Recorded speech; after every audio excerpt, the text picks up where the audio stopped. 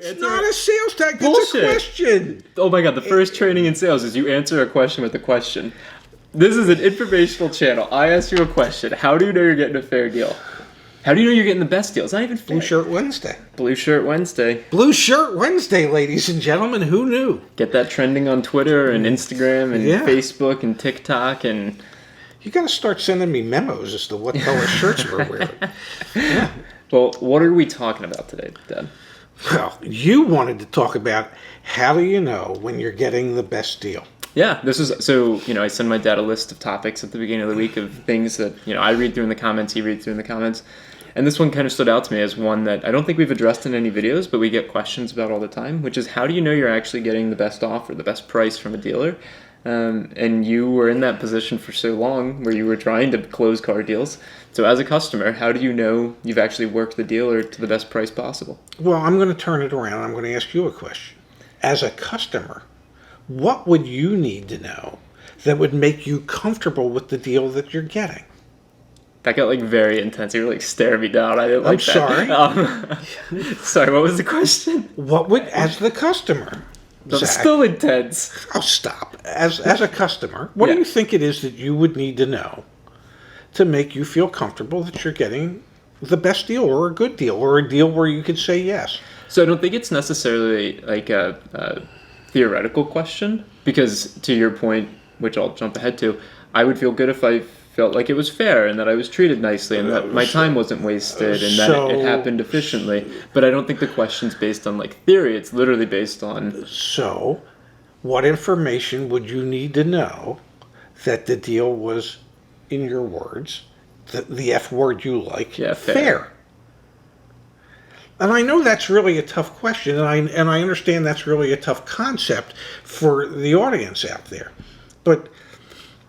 how do you know? I mean, what, inside you, what information do you need to know from a dealer that would indicate to you that they're treating you fairly? You're treating me like a salesperson right now. I asked you the question. I'm asking you. I'm turning around. In the best of Jewish traditions, tell them. In the best of Jewish traditions, I'm turning around the question to question you. No, that's a sales tactic. It's not a sales tactic. It's a question. Oh my God, the first training in sales is you answer a question with a question. This is an informational channel. I ask you a question. How do you know you're getting a fair deal? How do you know you're getting the best deal? It's not even fair. Because I agree with you. If the question was fair, yes, then yes, it's whatever you interpret fair to be. Okay. I agree. Okay. And I understand where you're coming from. But maybe I interpret fair as overpaying and going to Carvana, but having a super awesome experience. Great. The question is best. How do I know I'm getting the best price from a dealership? Okay. And if the answer is that you don't know, you're never necessarily going to know, then that's fine. We should share that with people. Well, I'm about to share that with people. You're not going to necessarily ever really know.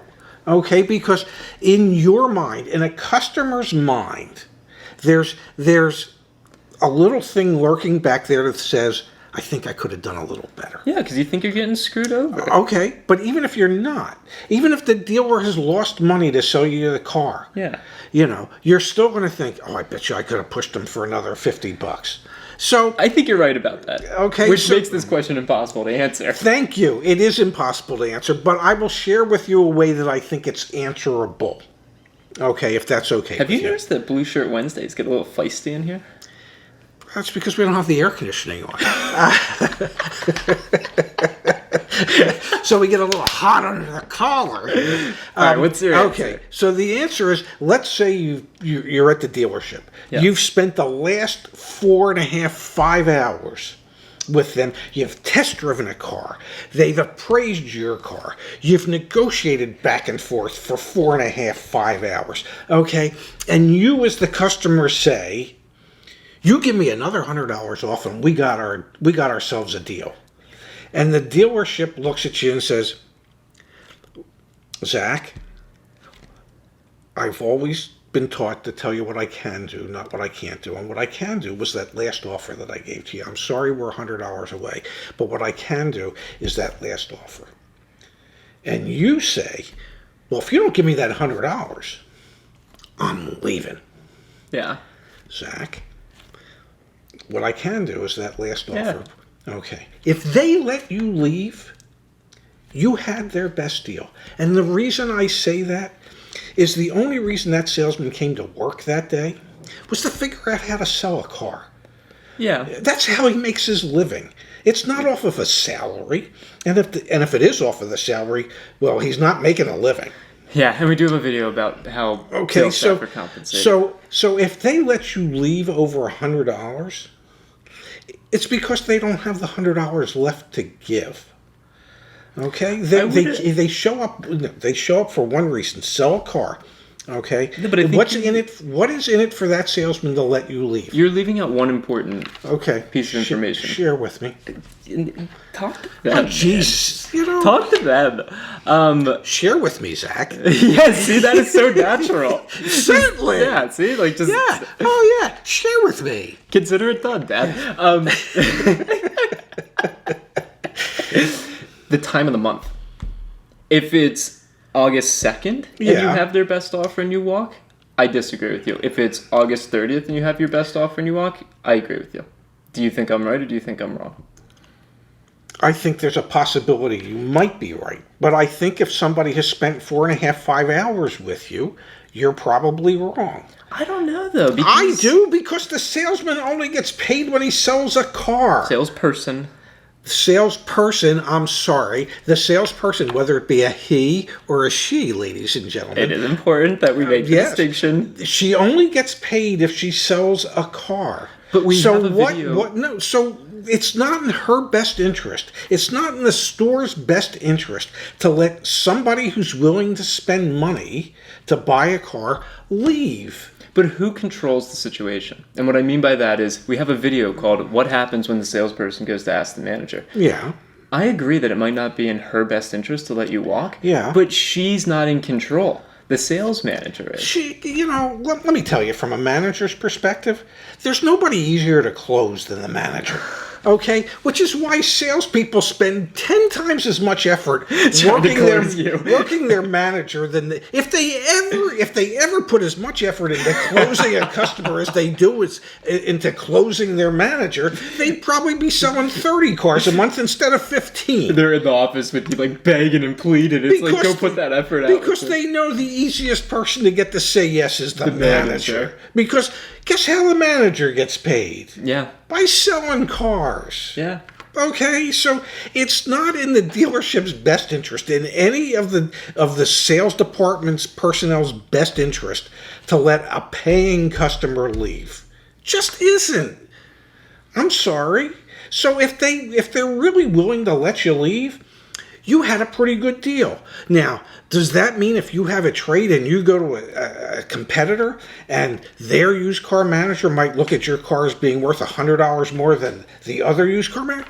Sure, there's $100. Yeah. But damn it, folks, what's your time worth? You've just pissed away 4.5, 5 hours at the dealership you're at. Yeah. So if you're telling me your time's worth nothing, then, if you're looking for a Chevy and there's 10 Chevy dealerships in your metropolitan area, go spend 50 hours. Knock yourself out. But if you value your time to any degree at all, they're not going to let you leave if there's a car deal there.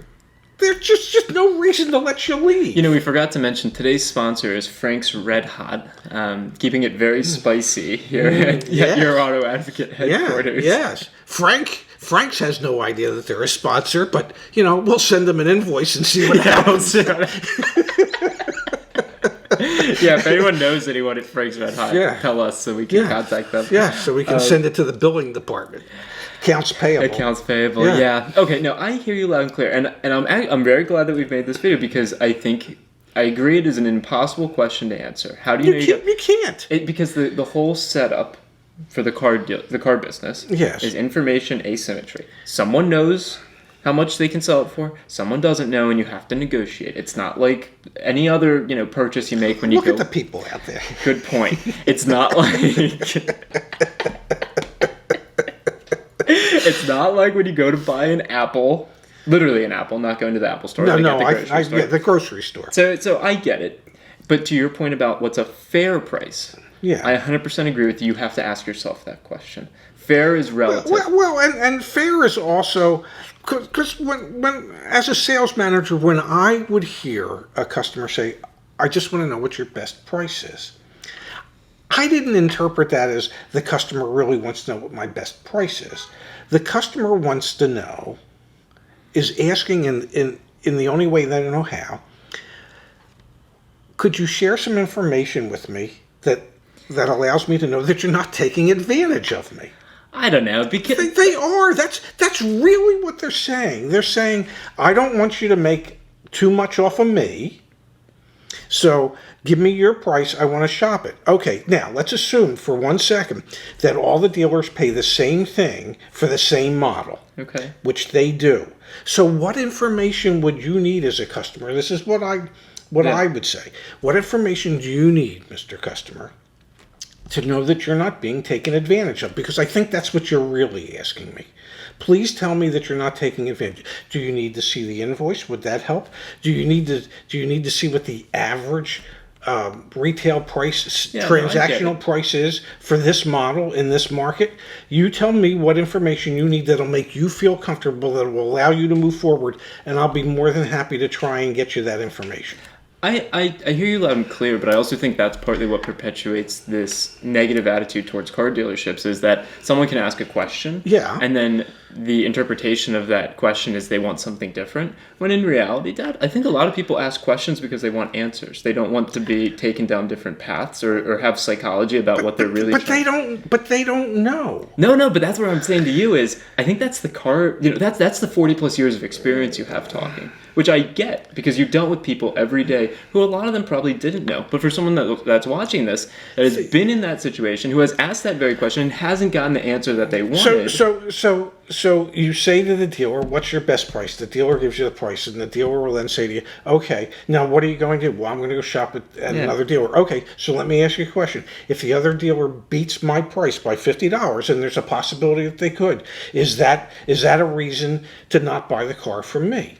Or, let me put it this way. If I were to save you another $50 right now, could we just do the deal? Yeah. I get it. These are sales tactics. And it's not just sales tactics. It's trying to save people time. Which is appreciated and understood. So, it's... I don't know. I'm getting frustrated. I am so glad I don't sell cars. Exactly, yeah. Because you used to... Why are you taking me down this path? It's like a trip down You're trying to shorten my life? No. Thank God. Come on, man. Don't like that joke. It's an important question that we try to address, and it's actually very telling how heated and animated it gets, because it's a struggle that everyone that's watching this video is going to go through. They're going to have an offer sheet in front of them for a purchase order or whatever or a buyer's order, and they're going to have to review that, and they're going to ask themselves, am I getting the best price possible? And you know just as well as I that the true cars of the world out there are perpetuating this idea that you can work the deal lower. Hell, even some of our videos perpetuate this concept that you can work the deal lower. And I think you make up a very good point that if you've invested all this time in trying to negotiate a car deal, try and finish it off there. Your time is worth something. And I get that from your perspective, and I get that from the customer perspective. But there's 120 years of sour taste left in all of our mouths from how dealerships have treated people. You're only 25, for God's sake. You know what I'm trying to say. Yes, I know what you're trying to say. And so I think it's actually very indicative. The amount of emotion that we've both shown here is indicative of how deep-seated this challenge is for both the dealer side and for the customer side to meet in the middle. Do we have a good answer to the question? No. There is no answer to the question. But it's really telling to see if someone who spent 40 plus years doing this, someone who was working, my dad used to call them half days. What was a half day? 9 to 9. Yeah. My dad would joke to me in the morning before he left work, I just got a half day today. Yeah. And I'd see him at like 8 a.m. and then I'd see him the next morning at 8 a.m. because I was asleep by the time he came home. Yeah. So you're working your ass off trying to close car deals because we've perpetuated this sense of, well, how do I know I'm actually getting the best price? Find the best car price. No, I'm just kidding. Yeah, Jeff would appreciate it. Now, we could send a bill to. Yeah, we send a bill to him, but not to Frank's Red Hot. We're going to try. All right, then. I think we've covered this. I think we have. We beat this one to the point where I'm hot under the collar. Yeah, I'm schwitzing. Yeah, I know you are. Okay. Thanks for your time, Ted. Thank you, Zach.